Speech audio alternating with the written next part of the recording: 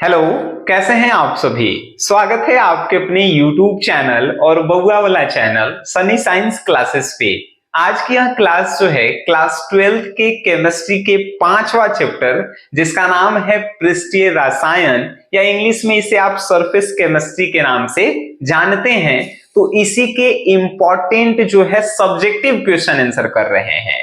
आपको जानकारी के लिए हम बता दें कि अगर आप इस क्लास पे नए जुड़े हैं तो चैप्टर 1 केमिस्ट्री का जो है ऑब्जेक्टिव और सब्जेक्टिव बता दिया गया है, 2 का भी बता दिया गया है, 3 का भी बता दिया गया है और 4 चैप्टर का भी बता दिया गया है।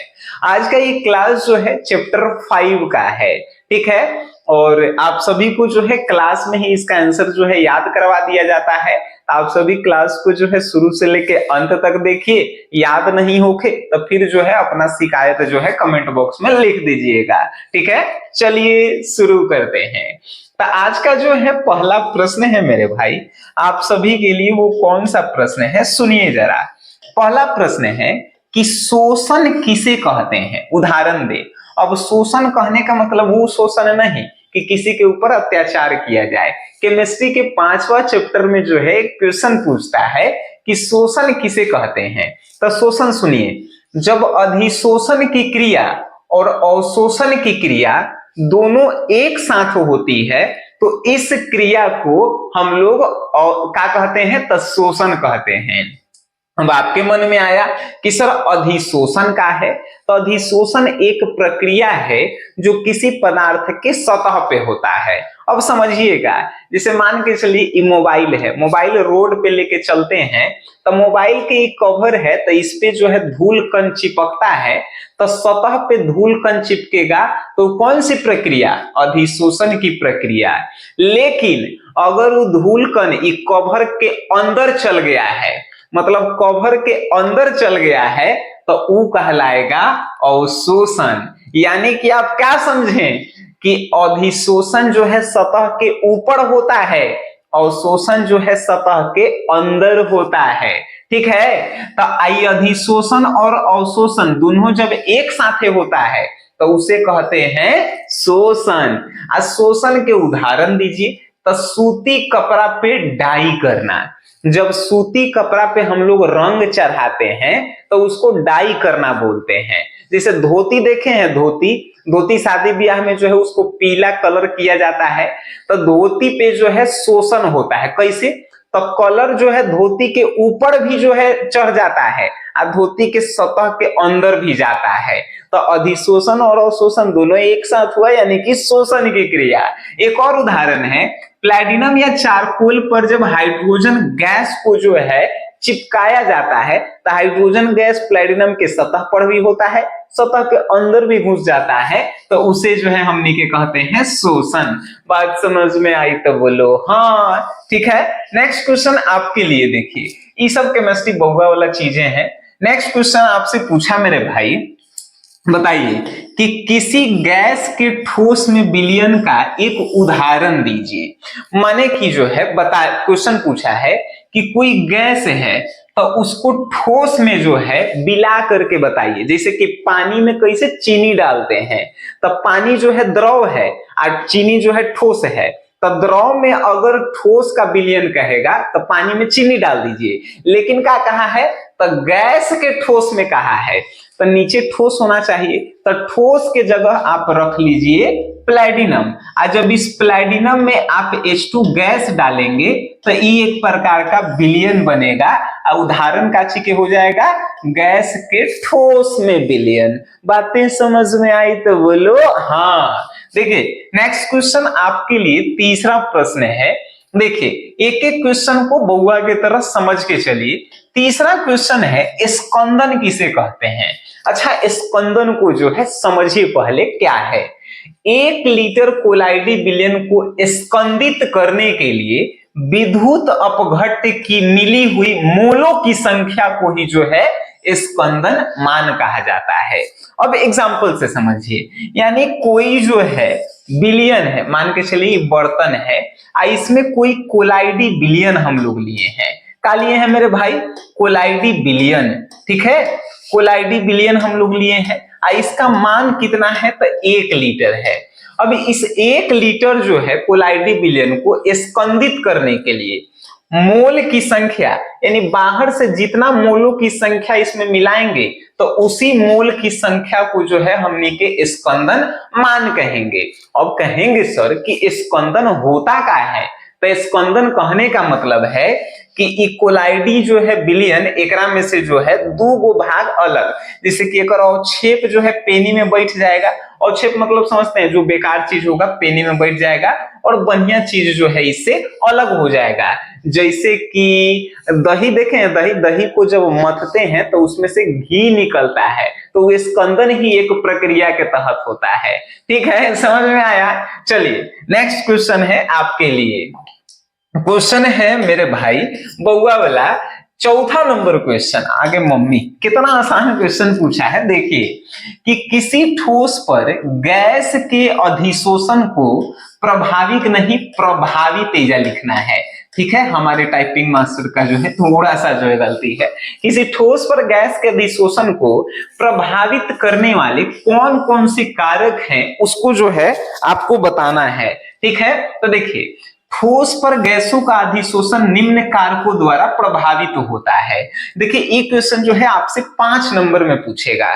जब हम 1 से लेकर 4 चैप्टर तक जो है आपको सब्जेक्टिव करवाएं तो उसमें से जो है कुछ लोगों का प्रश्न था कि सर 5 नंबर वाला क्वेश्चन नहीं करवाइएगा, तो भाई 5 नंबर वाला 2 नंबर वाला सब साथ में ही हम आपको करवा रहे हैं। ठीक है, चलिए तो ये 4था क्वेश्चन है कि ठोस पर गैसों का अधिशोषण निम्न कारकों द्वारा प्रभावित होता है। पहला, ठोस के अधिशोषक की प्रकृति। अब अधिशोषक की प्रकृति से आप क्या समझते हैं, तो समझिए जैसे मान के चलिए कि ये इतना छोटा मोबाइल है, अब ये जो है एगो बड़ा सा सतह है।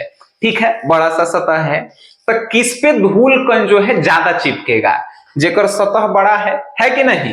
तो यहाँ पे वही लिखा है ठोस अधिशोषक की प्रकृति, यानी सतह पर अवशिष्ट बल क्षेत्र जितनी अधिक होगी, कहने का मतलब है कि इस पे जितना बल लगेगा उस पे उतना ही जो है क्या होगा, तो अधिशोषण जो है गैस का होगा। दूसरा जो है अधिशोषक का पृष्ठ क्षेत्रफल, जितना जो चीज बड़ा रहेगा उस पे उतना ही गैस का अधिशोषण होगा। ठीक है, दूसरा इस सब का एक्सप्लेन करके लिखा है कि पृष्ठीय क्षेत्रफल जितना अधिक होगा उस पे गैस का अधिशोषण ही उतना अधिक होगा। हम आपको समझा दे रहे हैं, तो पढ़े के क्या जरूरत है कि नहीं। नेक्स्ट है आपके लिए, देखिए दाब का प्रभाव। अब दाब के प्रभाव को जो है कैसे आप समझ रहे हैं, तो दाब भौतिक अधिशोषण का वेग, मान के चलिए कि इस पे जो है गैस हमको जो है अधिशोषित करवाना है, तो जितना गैस पे हम लोग दाब देंगे उसका वेग उतना ही बढ़ेगा, यानी उतना ही तेजी से गैस जो है निकलेगा और उतना ही उसका जो है अधिशोषण का होता है, तो अधिशोषण जो है बढ़ जाता है। लेकिन ध्यान रखेला है भौतिक अधिशोषण में वेग बढ़ाने पर ही अधिशोषण बढ़ता है, रासायनिक अधिशोषण में वेग बढ़ाने पे जो है कोई प्रभाव नहीं पड़ता है। आपके मन में वो प्रश्न आया होगा कि सर भौतिक अधिशोषण और रासायनिक अधिशोषण का है, बस आगे वाला है क्वेश्चन इसी में है। ठीक है, आगे बताएंगे। ताप का प्रभाव। अब देखिए भौतिक अधिशोषण की मात्रा और वेग ताप बढ़ने पर घट जाता है। अगर आप भौतिक अधिशोषण करवा रहे हैं तो जैसे ही टेम्परेचर को बढ़ाएंगे तो अधिशोषण की मात्रा जो है घट जाएगी। ठीक है, और लेकिन रासायनिक अधिशोषण में जैसे ही आप टेम्परेचर को बढ़ाएंगे, वेग को बढ़ाएंगे, तब पहले एक सीमा तक जो है क्या होता है, अधिशोषण बढ़ता है, अब फिर बाद में जो है घटने लगता है। ठीक है, याद रहेगा आपको, ध्यान रखिएगा। अब जो है आपके मन में कुछ और भी जो है प्रश्न आ रहे हैं, जानते हैं क्या आएंगे प्रश्न? सर इसका नोट्स मिल जाता, गर्दा गर्दा हो जाता, हमने के केमिस्ट्री में जो है गर्दा उड़ा देते हैं। भाई साइंस में जो है 4 गो subject, biology, physics, chemistry, math है, इन चारों का जो है चारों सब्जेक्ट का क्या होगा, objective question chapter wise, 2 number वाले इंपॉर्टेंट क्वेश्चन, 5 नंबर वाले इंपॉर्टेंट क्वेश्चन का नोट्स, रिकॉर्डेड वीडियो, ये सब चीजें जो है आपको दी जाती हैं। प्ले स्टोर से आपको SGS क्लासेस एप्लीकेशन को जो है डाउनलोड करना है और 149 रुपए वाला साइंस का जो क्रैश कोर्स है बस उसको खरीद लेना है। 149 रुपए कुछ ज्यादा नहीं है, लेकिन आपको चैप्टर वाइज इसी तरह याद करवा दिया जाता है, क्लास में समझा भी दिया जाता है कि नहीं। चलिए वेरी गुड। अब जो है हम लोग आगे देखेंगे और आगे जो है आ गया। देखिए ये जो है आप देखिए रही, हम आपको याद करवा देते हैं। क्वेश्चन पूछेगा अवशोषण और अधिशोषण में अंतर बताइए। अवशोषण और अधिशोषण में अंतर बताइए। हम अभी क्या बोले हैं कि अवशोषण जो है क्या होता है, तो किसी पदार्थ के अंदर होता है, बोले हैं कि नहीं। अधिशोषण जो है क्या होता है, तो पदार्थ के सतह पे होता है। हम बताए थे कि इस सतह पे चिपकेगा तो उसे अधिशोषण बोलेंगे, कवर के अंदर अगर धूलकण चल गया तो उसे अवशोषण बोलेंगे। तो अंतर लिखेंगे क्या, तो लिखेंगे आंसर कैसे लिखेंगे, तो अवशोषण एवं अधिशोषण में निम्नलिखित अंतर है। एक तरफ अवशोषण लिख देंगे, एक तरफ अधिशोषण लिख देंगे।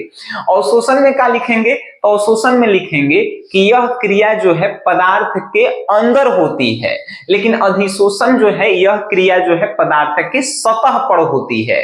दूसरा लिखेंगे इसका अंतर कि अवशोषण जो है एगो धीमे धीमे होने वाली प्रक्रिया है।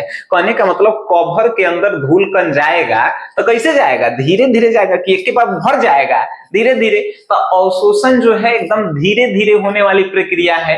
अधिशोषण जो है ना, ये जो है एकदम एक तुरंत जो है होने वाली प्रक्रिया है। कहने का मतलब जो है अधिशोषण जो है एकदम तीव्र प्रक्रिया है। कहने का मतलब है कि जैसे ही इस पे धूलकण आएगा पूरा के पूरा सतह पे चिपक जाएगा, ठीक है, तीव्र प्रक्रिया है।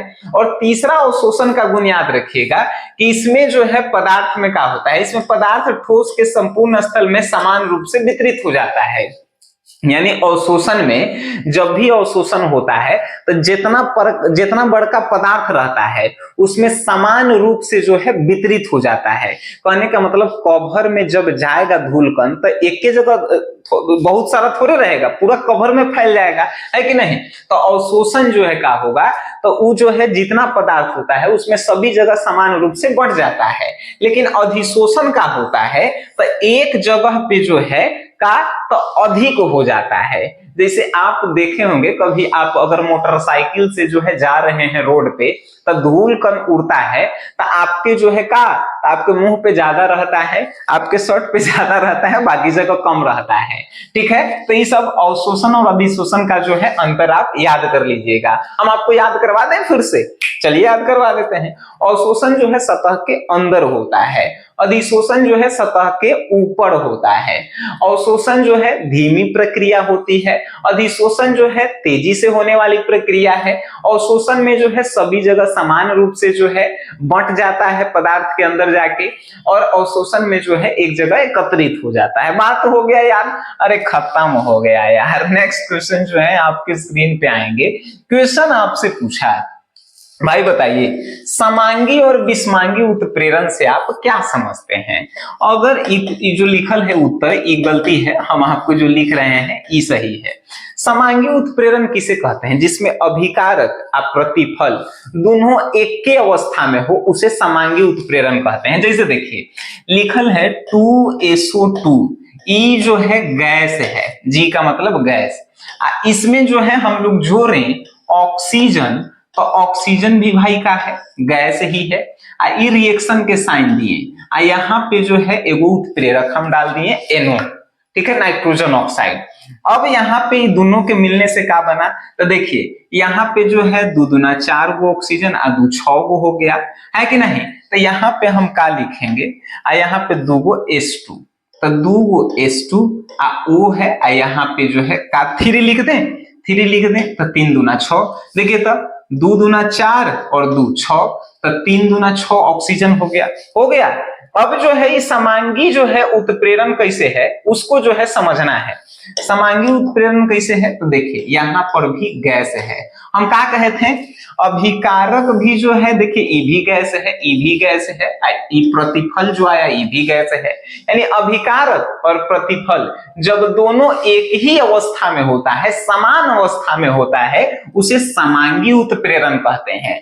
विषमांगी उत्प्रेरण किसे कहते हैं, तब विषमांगी उत्प्रेरण जो है बउआ वाला चीज है जिसमें जो है दोनों अलग अलग अवस्था। विषमांगी उत्प्रेरण का जो है उदाहरण क्या है, तो देखिए 2SO2 प्लस O2, देखिए ये भी जो है 2SO2 गैस अवस्था में है, O2 भी जो है गैस अवस्था में है, लेकिन जो इसका उत्प्रेरक होगा PT ये जो है सॉलिड अवस्था में है। और इन दोनों को देखिए ऑक्सीजन यानी 4 गो है और 2 गो 6 गो हो गया, यानी कि 2SO3 ये भी जो है गैस अवस्था में है। अब आप देखिए ई जो है गैस अवस्था में, ई भी गैस अवस्था में, ई भी गैस अवस्था में, और इसका उत्प्रेरक भी जो है गैस अवस्था में था। तो जब सब अभिकारक, उत्प्रेरक और प्रतिफल जब तीनों समान अवस्था में होता है, एक ही अवस्था में होता है, तो उसे समांगी उत्प्रेरण कहते हैं। जब अभिकारक, उत्प्रेरक और प्रतिफल तीनों अलग अलग अवस्थाओं में होते हैं तो उसे विषमांगी उत्प्रेरण कहते हैं। देखिए ई सब तो गैस था, ई भी गैस है, लेकिन ई तो सॉलिड है, तो ये विषमांगी उत्प्रेरण हुआ कि नहीं हुआ? बात तो समझ में आया तो बोलो हाँ, ठीक है। तो ये जो है समांगी और विषमांगी, ये जो है ना उदाहरण देख लीजिएगा, नोट्स में अगर गलत होगा तो यहाँ से जो है आप सही कर लीजिएगा, ठीक है। चलिए नेक्स्ट क्वेश्चन जो है आपके लिए जो है 7वां नंबर क्वेश्चन है, सब बहुआ वाला क्वेश्चन है 7वां नंबर। बताए थे ना हम कि भौतिक अधिशोषण और रासायनिक अधिशोषण जो है आपसे पूछेगा। तो देखिए भौतिक अधिशोषण और रासायनिक अधिशोषण के जो है मुख्य अंतर आपको बताना है। तो सबसे पहले समझिए कि भौतिक अधिशोषण होता क्या है। तो अधिशोषण के, भौतिक अधिशोषण जो है क्या होता है, तो कोई चीजें जो है प्राकृतिक रूप से जब अधिशोषित होती है तो उसे भौतिक अधिशोषण कहते हैं। और जब किसी चीज को हम अपने द्वारा जो है अधिशोषित करवाते हैं तो उसे जो है रासायनिक अधिशोषण कहते हैं। जैसे मान के चलिए आप बिस्तर पे जो है बैठे हुए हैं, ठीक है, अब बिस्तर पे बैठे हुए हैं और पानी जो है बिस्तर पे गिर गया, तो वो जो है पानी जो है बिस्तर पे फैल गया, तो वो जो है हम लोग का किए, जानबूझ के किए थे, जानबूझ के जो करेंगे वो जो है रासायनिक। लेकिन जो ऑटोमेटिक, जैसे रोड पे चल रहे हैं, धूल कण उड़ेगा भाई, तो उड़ेगा तो वो जो है आपके शरीर पे चिपकना है, तो वो अधिशोषण होगा ही होगा, तो भौतिक अधिशोषण। बात समझ गए, ठीक है। तब भौतिक अधिशोषण और रासायनिक अधिशोषण में अंतर क्या है, तो देखिए भौतिक अधिशोषण जो है उत्क्रमणीय प्रक्रिया होता है और रासायनिक अधिशोषण जो है अनुत्क्रमणीय प्रक्रिया होता है। भौतिक अधिशोषण का मोलर एंथैल्पी का मान जो है कितना होता है, तब 20 से लेके 40 किलो जूल प्रति मोल होता है, 40 किलो जूल प्रति मोल होता है। और रासायनिक अधिशोषण का मोलर एंथैल्पी का मान क्या होता है, तो कितना होता है, तो 40 से लेके 240 किलो जूल प्रति मोल होता है। दूसरा अंतर, पहला अंतर का हम बोले थे भौतिक अधिशोषण उत्क्रमणीय होता है, रासायनिक अधिशोषण जो है अनुत्क्रमणीय होता है। इसका जो है मोलर एंथैल्पी का मान 20 से 40 किलो जूल प्रति मोल होता है और रासायनिक अधिशोषण का जो है 40 से 240 किलो जूल प्रति मोल होता है। तीसरा जो है भौतिक अधिशोषण का गुण है कि ये जो है बहुआण्विक स्तर वाले होते हैं, बहुआण्विक स्तर बनाता है। जैसे भौतिक अधिशोषण जो है बहुआण्विक स्तर बनाता है, लेकिन रासायनिक अधिशोषण क्या करता है, तो एक आणविक स्तर बनाता है, ठीक है। भौतिक अधिशोषण का चौथा गुण क्या है, तो भौतिक अधिशोषण का संक्रियन ऊर्जा का मान जो है, संक्रियन ऊर्जा का मान जो है कम होता है, ठीक है। लेकिन रासायनिक अधिशोषण में संक्रियन ऊर्जा का मान जो है अधिक होता है। अब कोई कहेंगे सर संक्रियन ऊर्जा क्या होता है, तो किसी भी रासायनिक अभिक्रिया होने के लिए एक न्यूनतम ऊर्जा का होना आवश्यक है, तो उसी न्यूनतम ऊर्जा के मान को संक्रियन ऊर्जा कहते हैं। जैसे कि आपके शरीर को जिंदा रखने के लिए कम से कम 2 टाइम के भोजन आवश्यक है, वैसे ही किसी अभिक्रिया को जो है शुरू करने के लिए एक न्यूनतम ऊर्जा की आवश्यकता होती है, जिसे संक्रियन ऊर्जा बोलते हैं। बात समझ गए, चलिए। तो भौतिक अधिशोषण के संक्रियन ऊर्जा के मान कम होता है, रासायनिक अधिशोषण के संक्रियन ऊर्जा का मान जो है अधिक होता है। पांचवा जो है भौतिक अधिशोषण क्या है, तो ये निम्न ताप पर संपन्न होती है। का भौतिक अधिशोषण जो है कम ताप पर ही जो है संपन्न हो जाएगी, लेकिन रासायनिक अधिशोषण जो है कम अधिक ताप पे संपन्न होती है, काफी ज्यादा उसको टेम्परेचर की आवश्यकता होती है। अब जो है भौतिक अधिशोषण और रासायनिक अधिशोषण ये 5 नंबर में प्रश्न पूछेंगे, ठीक है। इन सभी को आप याद रखेंगे, एक बार और देख लेंगे आपको जो है कंप्लीट हो जाएगा। नेक्स्ट क्वेश्चन जो है आपके लिए क्या है, सबके सब बउआ वाले क्वेश्चन। पेप्टीकरण भाई क्या है, इसको आप समझाइए। पेप्टीकरण जो है क्या है, इसको परिभाषित करें। तो देखिए पेप्टीकरण क्या होता है, जब किसी ताजे भुने हुए बने हुए अवक्षेप को, मान के चलिए कि यहां पर जो है आप किसी से जो है क्रिया करवा के अवक्षेप प्राप्त किए हैं, ठीक है।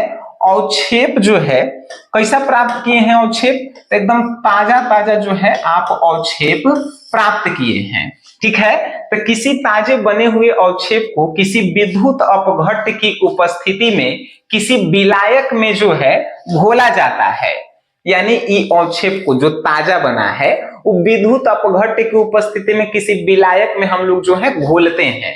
जब विलायक में घोलते हैं तब विद्युत अपघट्ट का कोई एक आयन अवक्षेप के कणों पर अधिशोषित हो जाता है, यानी विद्युत अपघट्ट का जो आयन होता है कोई एक आयन अवक्षेप पे जो है क्या होता है, सट जाता है, अवक्षेपित हो जाता है, यानी अवशोषित हो जाता है, अवशोषित नहीं अधिशोषित होने लगता है, जिसके कारण अवक्षेप के सभी कण समान रूप से आवेशित हो जाते हैं। तो उनके बीच प्रतिकर्षण लगने के कारण एक दूसरे से विपरीत हो जाते हैं, तो कोलाइडी विलयन जो है प्राप्त होता है। पेप्टीकरण जो है क्या है, उसको जो है हम आपको जो है एकदम बउआ वाला भाषा में समझाएं कि पेप्टीकरण क्या है। तो जब ये ताजे बने हुए अवक्षेप को जो है विद्युत अपघट्ट की उपस्थिति में किसी विलायक में डाला जाता है, तब विद्युत अपघट्ट के कोई कण जो है अवक्षेप पे जब चिपकता है यानी अधिशोषित होता है, तो उसी प्रक्रिया को जो है हम लोग कहते हैं पेप्टीकरण, ठीक है। चलिए गुड। नेक्स्ट क्वेश्चन जो है आपके स्क्रीन पे आएंगे और क्वेश्चन क्या है, कोलाइडी विलयन बनाने की 2 विधि बताना है। भाई कोलाइडी जो है यानी कोलाइड जो है बनाने ला जो है 2 विधि बताइए। तब कोलाइड बनाने की 2 विधियां, पहली रासायनिक विधि और दूसरा जो है अत्यधिक प्रशीतन विधि। कोलाइडी विलयन बनाने के लिए रासायनिक विधि का हम लोग उपयोग कैसे करते हैं, तो देखिए क्या करते हैं। तो दोहरे अणु अपघटन, ऑक्सीकरण, अपचयन या हाइड्रोलिसिस द्वारा जो है बनाते हैं। फिर ये अणु एकत्रित होकर जो है विलयन का निर्माण करते हैं। कहने का मतलब जो है रासायनिक विधि द्वारा हम लोग अपघटन करवाएंगे, ऑक्सीकरण करवाएंगे, अपचयन करवाएंगे, हाइड्रोलिसिस करवाएंगे। और जब करवाएंगे तो अणु जो है आपस में मिल जाएंगे और फिर जो है कोलाइडी विलयन बन जाएगा। दूसरा है अत्यधिक प्रशीतन द्वारा। प्रशीतन मतलब कि बहुत ज्यादा ठंडा करना, अत्यधिक मतलब बहुत ज्यादा, प्रशीतन मीन्स ठंडा करना। तो जल को जो है ईथर और क्लोरोफॉर्म, ईथर या क्लोरोफॉर्म में से कोई एगो, जब जल को ईथर या क्लोरोफॉर्म में से कोई एगो विलायक के साथ ठंडा करने पर, जैसे समझिए कोई जो है आप क्या किए, तो जल लिए, जल को ईथर के साथ या क्लोरोफॉर्म के साथ मिला करके एकदम फ्रिज में जाके आप रख दिए, तब जो है आपको क्या प्राप्त होगा, तो आपको जो है कोलाइड प्राप्त हो जाएगा, ठीक है। नेक्स्ट जो है आपके लिए जो है बउआ वाला जो है का है, तब पायस क्या है। भाई सेंटअप एग्जाम में प्रश्न आपसे पूछा था, हम समझते हैं कि बोर्ड एग्जाम में भी जो है इससे क्वेश्चन जो है पूछे जाएंगे, ठीक है। देखिए पायस क्या है, 5 नंबर के क्वेश्चन है, लेकिन 2 नंबर में सेंटअप एग्जाम में सिर्फ यही पूछा था कि पायस क्या है, ठीक है। तो पायस क्या है, यह कितने प्रकार का होता है, प्रत्येक प्रकार के पायस का जो है एक एक उदाहरण आपको देना है। तो जब द्रव को द्रव में मिलाया जाता है तो उसे हम लोग पायस कहते हैं। जैसे मान के चलिए पानी में तेल मिला दिए, तेल भी द्रव है, पानी भी द्रव है। दूध में पानी मिला दिए, दोनों, दूध भी द्रव है, पानी भी द्रव है। तो द्रव में द्रव के विलयन को हम लोग क्या कहते हैं, पायस कहते हैं। पायस भाई 2 प्रकार के होता है। पहला होता है तेल का जल में पायस, मतलब कि जल के मात्रा अधिक, तेल में जल का मतलब तेल अधिक मात्रा में रहेगा और जल जो है कम मात्रा में रहेगा। वह भाषा यहाँ लिखल है। वैसा कोलाइडी विलयन जिसमें परिक्षेपण माध्यम के रूप में तेल रहता है तथा परिक्षिप्त कला के रूप में जल रहता है। कहने का मतलब है परिक्षेपण माध्यम जिसमें जो है जिसकी जो है मात्रा अधिक हो, ठीक है, और परिक्षिप्त कला जिसकी मात्रा जो है कम हो। अब समझिए क्या कहा है, वैसा कोलाइडी विलयन जिसमें परिक्षेपण माध्यम के रूप में तेल रहता है, मतलब तेल अधिक मात्रा में और जल जो है कम मात्रा में, उसे हम लोग कहते हैं तेल का जल में पायस। जैसे मक्खन, मक्खन आप देखे हैं मक्खन में जल अधिक रहता है, नहीं भाई जल कम मात्रा में रहता है कि नहीं। गिरीश देखे हैं, गिरीश में जल जो है कम मात्रा में रहता है कि नहीं। अगर जल ज्यादा रहेगा तो फिर जो है गिरीश कहलाएगा कैसे, है कि नहीं। चलिए नेक्स्ट है दूसरा कि जल में तेल का पायस। जल में तेल का पायस कहने का मतलब कि जल अब की अधिक मात्रा में रहेगा और तेल जो है कम मात्रा में रहेगा। जैसे देखिए दूध है, दूध में वसा और जल आप मिला दीजिए तो दूध जो है अधिक है, हम क्या बोले हैं कि तेल जो है जल में, जल जो है अब की अधिक मात्रा में रहेगा, तेल कम मात्रा में। तो दूध आप देखे हैं, दूध, दूध जो है जल अधिक मात्रा में रहता है और दूध में जो है वसा जो उसको प्रोटीन और क्या बोलते हैं उजला बनाए रखता है वो कम मात्रा में होता है। बात समझ गए। और उसके बाद वेनिशिंग क्रीम, वेनिशिंग क्रीम मतलब कि मुंह साफ करे वाला, इसमें जो है जल अधिक मात्रा में रहता है। देखे हैं कि नहीं देखे, अरे जेली नहीं देखा है, दाढ़ी उड़ी बनवाने जाना सब तो देखना सब, ठीक है। तो ये जो है 2 प्रकार के होता है। चलिए ये सब जो है आप समझ गए। इसमें से अगर कोई प्रश्न आपको जो है याद नहीं हुआ है तो इस क्लास को जो है आप दोबारा देखिए और साथ ही साथ इसके जो हम नोट्स दिए हैं उस नोट्स को एक बार पढ़िए और उसके बाद अपने से कॉपी में लिख के जो है नोट्स बनाइए। फिजिकल केमिस्ट्री जो है कंप्लीट हो गया। अब इसका ऑब्जेक्टिव क्लास हम लेकर आएंगे, ठीक है। यानी कि भौतिक रसायन में 5 गो चैप्टर है, 5 के important short question answer objective करवा दिए, सिर्फ इसका बाकी है, नेक्स्ट क्लास में वो भी हम करवा देंगे। आपको सिर्फ मेहनत करना है, पढ़ना है, तब भी केमिस्ट्री में जाके 70 में 70 नंबर आएंगे, ठीक है। बस मेहनत कीजिए, लगातार इसी प्रकार हम आपके साथ हैं और आपके जो है आजीवन साथ रहेंगे। मिलते हैं आप सभी से नेक्स्ट क्लास में, तब तक के लिए टाटा बाय बाय, धन्यवाद।